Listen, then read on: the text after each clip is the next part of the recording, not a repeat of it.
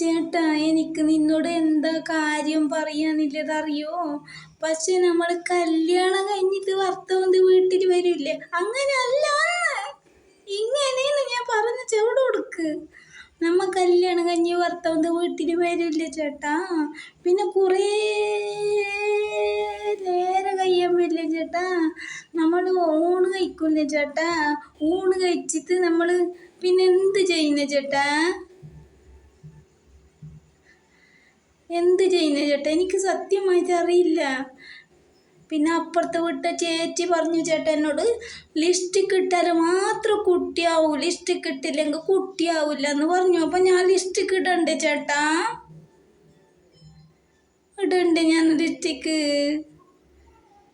എനിക്കും ഒന്നും അറിയില്ലല്ലോ, അറിയില്ലെങ്കിൽ ഞാനും ഒന്നും പഠിപ്പിക്കല്ലോ, പഠിപ്പിച്ച് തരാ.